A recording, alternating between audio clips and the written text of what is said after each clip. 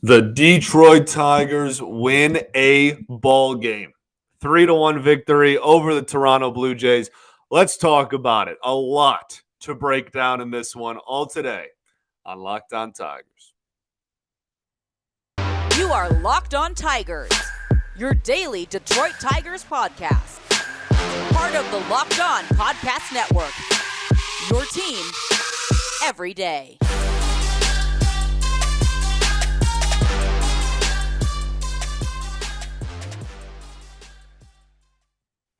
What is up, everybody?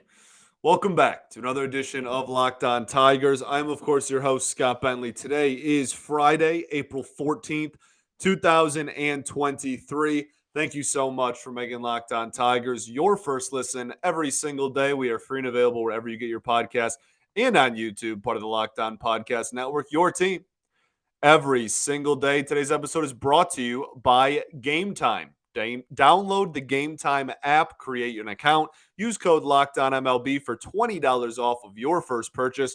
Last minute tickets, lowest price, guaranteed. Alrighty, everyone. We won a ball game. The Detroit Tigers have won a baseball game, a 3-1 final over the Toronto Blue Jays in Toronto. A lot to break down. Obviously, we will get to the biggest story in this game, and we will voice plenty of it. But this was a win, okay? And we're not going to take any win for granted. And we're going to talk about the good things that happen in a victory, okay? We're going to do plenty of that as well. Before this ball game even starts, we talked about it yesterday, actually. Tyler Nevin is recalled, and in this game, he makes his Detroit Tigers debut, goes 0-for with a sac fly, right? And, just like one of the things that immediately jumps out at me is like, do you realize how crazy it is? I know that he's hitting like 560 in AAA and has like a 2,000 OPS in 9 or 10 games in AAA. I totally get that. But I'm pretty sure he has a negative career WAR. Like, do you know how crazy it is to call someone up from the minors and immediately they're your two-hitter against the Toronto Blue Jays? Like, that's probably not a great sign. But it was a win. It was a win, and he had some decent at-bats. Okay? It's just, like, that alone is just insane to me. Like, that's crazy. But here we are celebrating a victory, and that's what we're going to do. Like I said, biggest story is Javy Baez. We will certainly get to that. But let's talk about some good that happened in this game. Okay, let's start with Spencer Turnbull. I think that this is one of the brightest spots in this victory for Detroit. He also, well, let's start with his line. 5 innings pitched, 6 hits, 1 earned run, 1 walk, 6 strikeouts in this ball game. Pretty darn good line there. He also had a 5-out inning in the 5th because the same umpire who called the interference call interfered with a tailor-made double play. Just stuck the foot out there, gave it a little messy, and next thing you know, the ball's in the outfield. It's a single instead of an inning-ending double play. Unbelievable. That dude had a series. That umpire absolutely had a phenomenal series. Golly, like I say it all the time, but this truly does just feel like the team that can't catch a break so often. And in that moment, I was like, oh my goodness, we're going to lose another ball game. And we're going to look back at that play and be like, this can't happen. But yet again, it didn't. I'm going to say the Tigers won about 50 million times in this episode, and you can't do anything about it, unfortunately. So that was just like a ridiculous part in this outing, but Turnbull looked great. The slider was incredible. I think that was the biggest thing in this game, which is worth noting, not only just because one of his pitches looked incredible, but if you remember his last start, we talked about on the show how he weirdly wasn't throwing it. And so for him to, like, throughout his career, it's been his second most used pitch outside of the fastball, right? Like pretty consistently. So in this one, not only did he throw it more than any other pitch, fastball included, it was the most thrown pitch. It was also extremely effective. 30 of 88 pitches thrown in this game were the slider, and it had a 43% CSW percentage, called strikes plus whiffs percentage. That is a phenomenal number and phenomenal execution out of that slider. First batter of the ball game. Good morning, good afternoon, good night, George Springer. Slider low and away. Got him swinging. Really, really good, solid outing. Very, very impressed. Yeah, still had some command issues, which we're trying to work through. And honestly, that's kind of a pre-Tommy John Turnbull problem as well. So not even really like a easing back into it type of thing. Just kind of has always been a thing with the style of pitcher that he is. But yeah, just like not the most efficient outing ever. Like only was able to go 5 even with those numbers because of that. But again, if we take a step back and we just remember like this is his third start back from almost a 2-year break in between starting Major League Baseball games due to Tommy John surgery, I think we will gladly take uh not only this outing just in general, but I think we take the fact that in each of his first 3 outings now, he has objectively gotten better from each outing, right? So good stuff. Really good stuff. Hope that he'll keep improving. Like I said, had 11 whiffs in this ball game. If you remember the last start, he went 5 2/3, almost went 6, but only had 1 swing and miss that entire outing. And so seeing 11 next to the whiffs number in this one, along with that CSW percentage, we're going to gladly take it. Okay. Definitely a bright spot in this ball game. Spencer Turnbull was at the plate. There was, I don't think there was anyone that, well, that's not true. I think there's 2 batters that consistently put together good ABs. There was a lot of hitters in this ball game that had some really good ABs and had some not really good ABs. And I think one of those was Nick Maton. We've talked about Nick Maton quite a bit and how his approach at the plate has been better than most everybody on the team, even though the results haven't been there. He goes 2 for 5 with 2 strikeouts in this one. Interesting ball game for him. One of the hits was like a blooper that barely got fell and probably shouldn't have even been a hit. And then again, like with the 2 strikeouts added on in that, he took some really timely strikeouts, like bad timely strikeouts. Really not very good. One with runners in score. Was Torkelson on second? There was runners in scoring position for at least one of them, maybe both. Just stuff you got to put the ball in play there type of situations, and didn't. But still also worked some counts in this game and made some good contact as well. So kind of an up and down. Him in the leadoff spot I really kind of like just because of his ability to work the counts so far in the season. But needs, situational. I really can't take a strikeout here in a close game. Got to put the ball in play, and to strike out looking at that, not a great, not great situational hitting there. So we'll see. But overall, if we're talking the first, whatever we are, 12 games into the season now, I still am pretty impressed with his at bats for the most part. Riley Green, I want to talk about. Unfortunately, not in a positive light, which is very few and far between for me. But I think he's been pretty brutal at the plate this entire week. Like just not a very good week at starting.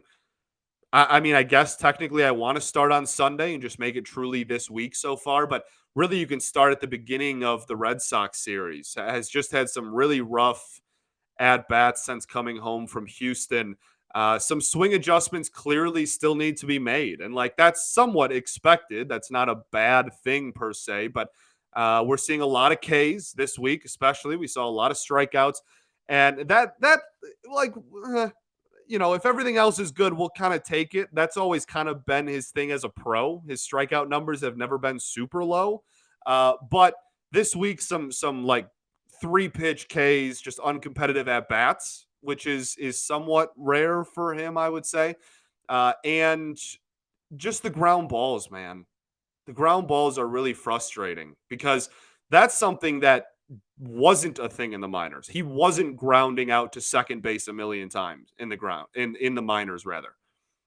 He was lifting the ball a lot more to the pull side, and so that's been kind of a frustrating development so far just as a pro period. We talked about in the spring when he did his player preview, right? Like his ground ball rate has just been super high as a pro. And so we're trying to get there again. Like some adjustments just still very clearly need to be made. I'm not like out on Riley Green. I still think he's going to be a phenomenal talent in this league for a long time. But this week, just wanted to point out some pretty rough at bats, unfortunately. Okay, let's get positive though. We got positivity, positive vibes. Tigers win. Let's talk about some good stuff that happened in this ball game right after I tell y'all about our friends over at Rocket Money. Rocket Money is awesome. And we've heard it a million times. Try it free for 30 days. Just enough time to try it and then completely forget about it. In fact, over 80% of people have subscriptions they forgot about. 80%. You could be wasting money and not even realizing it. Rocket Money helps you find those forgotten subscriptions so you can stop paying for ones you don't use. Do you know how much your subscriptions really cost? Well, most think that it's like $80 a month when actually it's closer to $200 because of all the subscriptions you've forgotten about. Rocket Money is a personal finance app that helps you find and cancel unwanted subscriptions, monitors your spending, and helps you lower your bills all in one place. So stop throwing your money away, cancel unwanted subscriptions, and manage your expenses the easy way by going to rocketmoney.com/LockedOnMLB. That's rocketmoney.com/LockedOnMLB. Also got to tell y'all about our friends over at Game Time. We love Game Time. It is the clutch is the word. You want to talk about clutch hitting, just clutch players. There is very few apps and websites more clutch than Game Time. If you're looking for last minute tickets to a sporting event, to a comedy show, to a concert, this is the place for you. Forget planning months in advance. They have deals right up to the day of the event. Get exclusive flash deals on tickets for anything: football, basketball, baseball, concerts, theater, and more. The Game Time guarantee also makes sure that you always get the best price. If you find your tickets in the same section or row for less, Game Time will credit you 110% of the difference.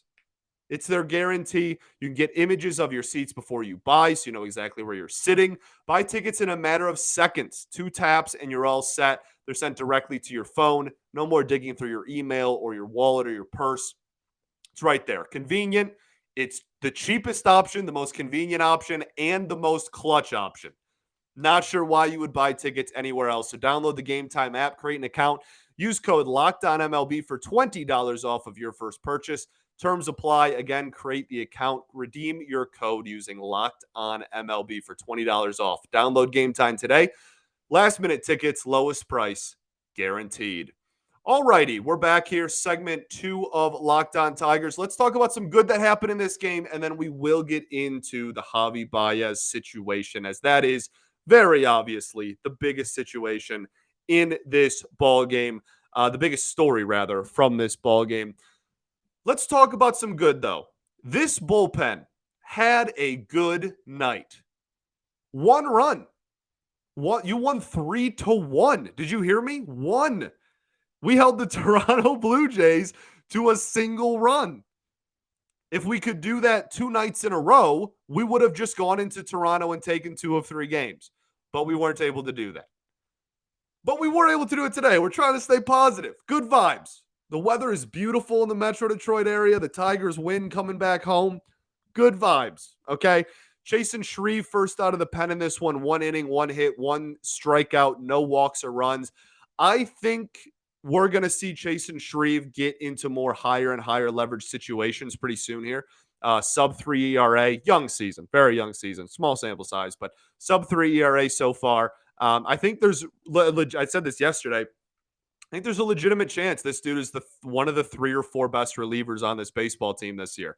And I think that's a lot more to do with the bullpen, as we, ranted about yesterday and how it's constructed, than it is like Chasen Shreve putting up an all-star caliber season or something like that. But I think he can be an above-average reliever for this team. That splitter is going to play. Got some big swings and misses on it in this ball game, and he looks pretty much in complete control despite the hit.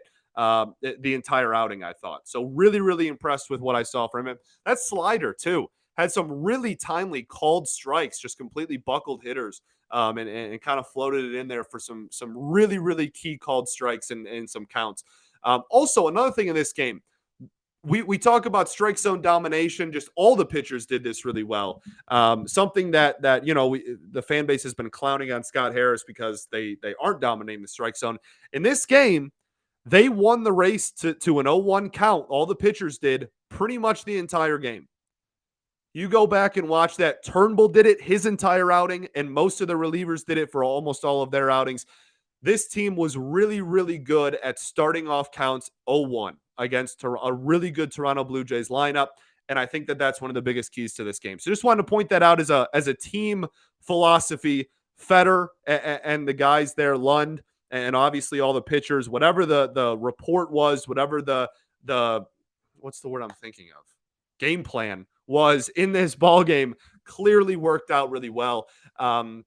Jason Foley in this one inning, 1 strikeout, no walks, runs, or hits. That sinker is topping out at 98 miles an hour the last few outings, and he has looked dominant. And I truly mean dominant, just cruising through. A really, really good lineup. We've been high on him for this show for the better part of a year now. And this season, he has started off really well yet again. So really, really good to see Jason Foley kind of finding his own. Jose Cisnero, 1 inning pitched, 1 hit, 1 strikeout. Again, like you're going to have to find a way to get through the last 4 innings of a lot of ball games this year. And so Cisnero's going to keep getting looks, right? They're going to give everybody some looks, and Jose Cisneros is going to be one of those people. So it's hard to also pinpoint like objectively better options. And in this game, he hit 96.5 miles an hour with movement on the heater. It looked really solid. The slider that has, we don't have to sugarcoat it, been awful this season, looked decent in this ball game. We'll take it. We'll hope he builds off it. We'll see what he looks like next time out there. Okay. Alex Lang, 1 inning, no walks, runs, or hits, 1 strikeout. Best outing of the season. Best outing of the season so far from Alex Lang. He has the ability to make opponents put up completely uncompetitive at-bats. He can make the best hitters in baseball look foolish. The curveball looked great in this one, got some swings and misses on it. Command was good enough. Very, very solid outing. He looked in complete control, which is not a given. So we'll take it. Okay, let's talk Javy. Okay. Started off this game batting 6th in the lineup. Right? Which is like already a message is kind of being sent. Start hitting, dude. Okay. He has the first extra base hit of the season for him. His first extra base hit of the season on a slider. The problem is he thinks it's a home run. He's walking out of the batter's box. He looks into the dugout and like throws his bat. The ball bounces off the wall. He then makes it into second still. Okay. Like that's embarrassing. That's super embarrassing. And fans are looking for any reason they can to yell at you right now. So like that's not a good look, but you still got a double. Okay? And like the camera didn't pick up the nonsense out of the batter's box necessarily live.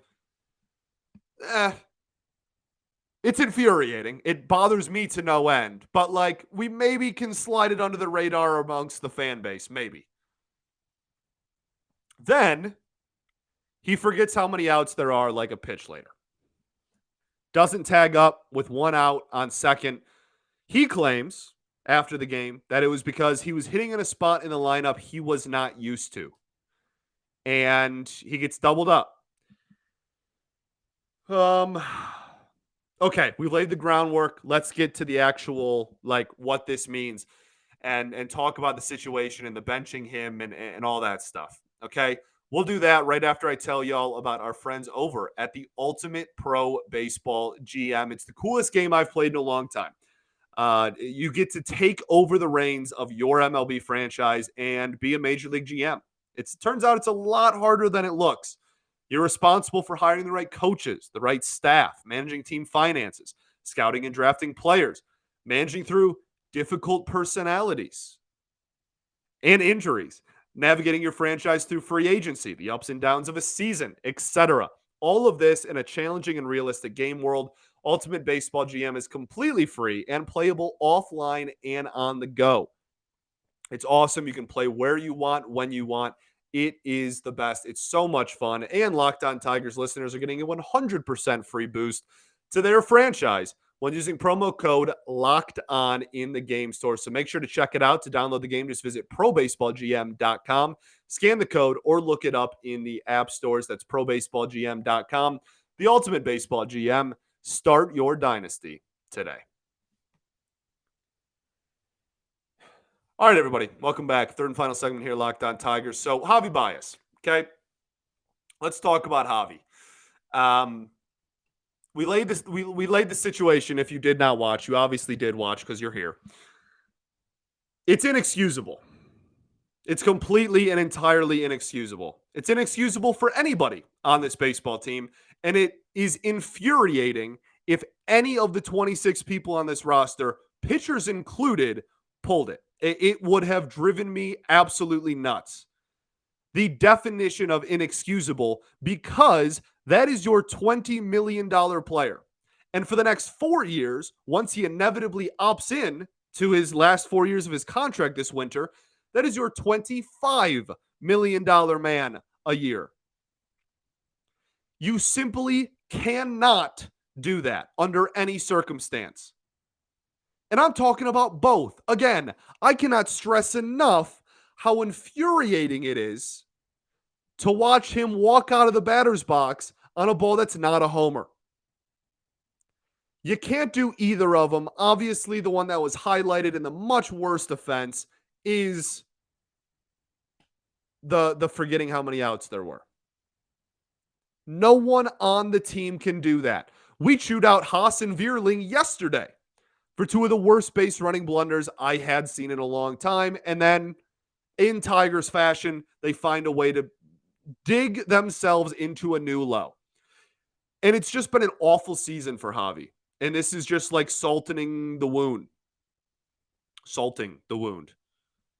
Two plays like that within 30 seconds of each other is absolutely awful and cannot happen. You have to be better. You're supposed to be one of the best players on this team. You have to lead. It's also a young team. You're the dude who's won a World Series and been an All-Star and gotten MVP votes. And look, AJ pulled him. And that's why AJ pulled him. And I'll be darned if I didn't dang near throw a parade when he did. That was the right call. You absolutely bench him there. And he did it the right way. And he took him into the clubhouse and explained why he was doing, or in the hallway, and explained why he was doing what he was doing. And he didn't blow up in front of him in front of the whole team. But the whole team was aware that the dude with the highest salary, sans Miguel Cabrera, but like that barely even counts at this point, just got pulled for making a mistake. Good. It's about time. Good. So, I love that AJ did it. And like I said, it was absolutely the right thing to do. And hopefully it sparks something, not only just in Javy, in the whole freaking team. Again, we already talked about yesterday, you had two in the same half inning from two different players. Countless inexcusable mistakes over and over and over again. We are 12 games into the freaking season. You've already had enough to count on two hands. My overall theme here, I haven't said anything really that anybody I don't think is going to like hard press disagree with, or that you don't already know. But I wanted to sing the praises of the decision to bench him and really just highlight this. This is my main point. The players in this clubhouse can't control the talent in the clubhouse. They can't. They can't control most of the teams they face on a nightly basis, and the fact that most of them are going to be better than you. They can't control the results all the time, especially in baseball. You fail 70% of the time. But you know what you can control? You can control effort. You can control that 100% of the time. You can go out there and pay attention to the game you get paid millions of dollars to play and bust your butt 162 times a year. And I truly hope that this is the kind of thing that sends a message. Notice Vierling and Haas also not in the starting lineup in this baseball game. It's for a reason. Tighten up. Don't do it again. And go win some freaking ball games. All right? Cool. The rest of the offense as a whole, I thought had a pretty good approach in this ball game. Besides maybe Torque. I think Spencer Torkelson had a pretty rough night. He had one hard hit ball, which he's become accustomed to.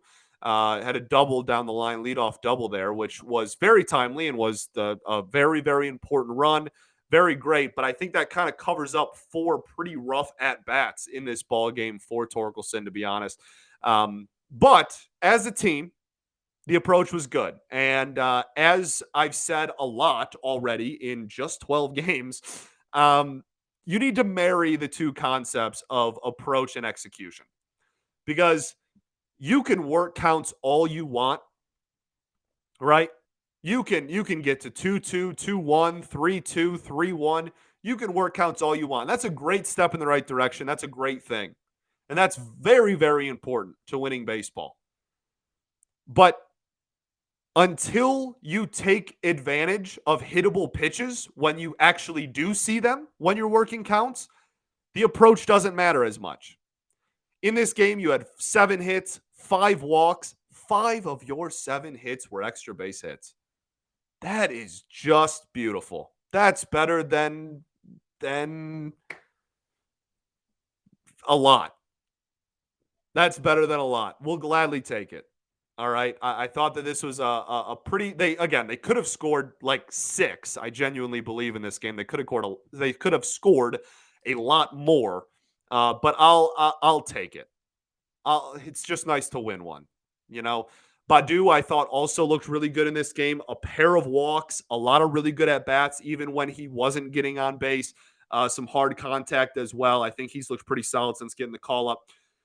We'll end on a high note here with our favorite handlebar mustache friend. Jake Rogers looked excellent in this baseball game. I cannot sing the praises of Jake Rogers enough. He is such an excellent defensive catcher behind the plate.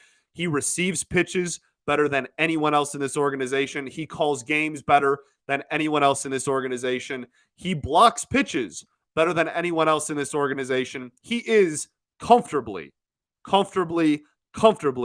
the best catcher in this organization.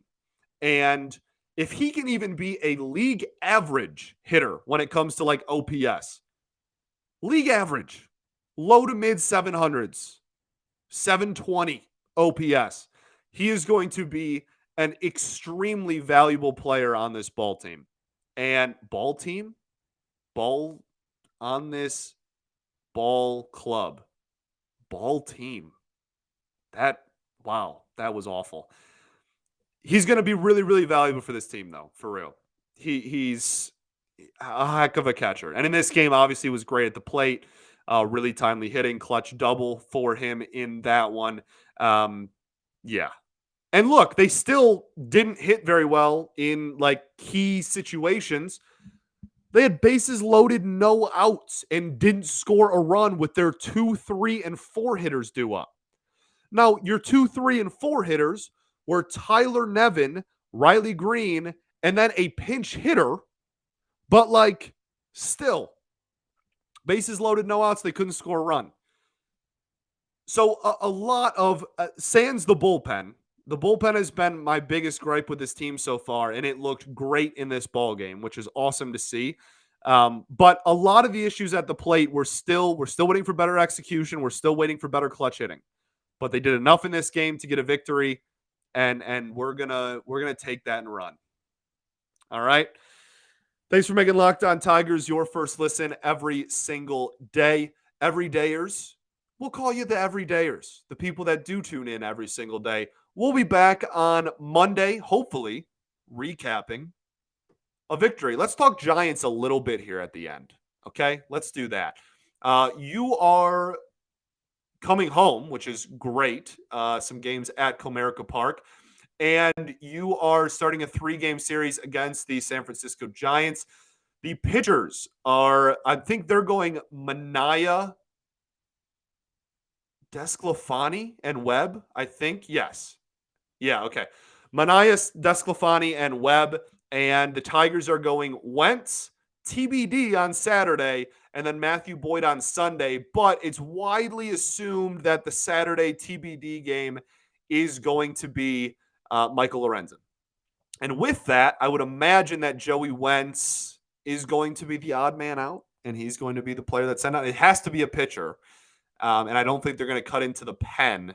So it just kind of feels like Joey Wentz, just unfortunately, is the odd man out there. But that will be the pitching matchup. Yeah, as far as the Giants go, like this is a competitive baseball team. I said earlier that the Red Sox might be the worst team you play for the first 6 weeks of the season, depending on your opinion of the Red Sox or the Orioles. The Giants might be, but like this is still a team that is very capable of winning 83 plus baseball games this year. That's not a bad trio of pitchers that you're facing, unfortunately.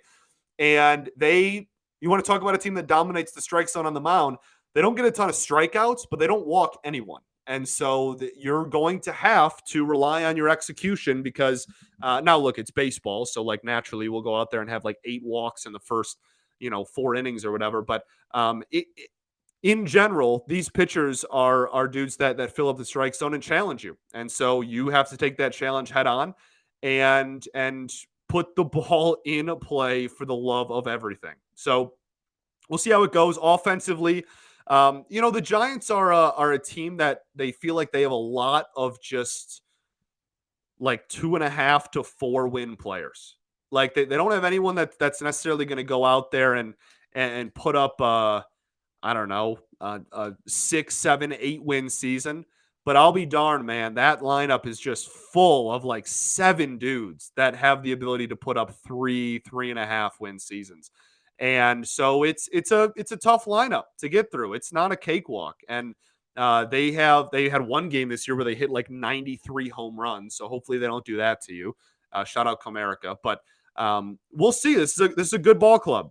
But again, as I said, going into the Red Sox series, it's also winnable. Now let's make something clear. Winnable does not mean that the Tigers will in fact win these games. But in the grand scheme of things, look at the Toronto series. It had its roller coaster moments. It had its downs for sure. It had the moments where everybody was fuming. But you should have taken 2 of 3. You were in the driver's seat to take 2 of 3. You had a lead in game 1 as well. You should have taken game 1 even. There's an argument for that. So my point is just that even though this is a team that's better than you, and even though the Toronto series was, in the grand scheme of things, ugly, and you ended up losing the first game by 6 runs, you had a 3-0 lead at one point. You have the ability. I know it's within you. I know. There's a lot more competitive baseball in this series than maybe was the final results indicate. So go out there and win some ball games, man. Please win some ball games. All right, I've rambled on enough. Have a great weekend, everybody. If you do live in the metro area, it's going to be a beautiful weekend. Hopefully the Tigers add to your beautiful weekend as well. I appreciate y'all. Sorry for the late posting on this. Red Wings and Tigers both played. Last game of the Wings season, so we don't have to deal with that again. Peace and love. Going to therapy's dope. I'll catch y'all on Monday, baby. Go Tigers.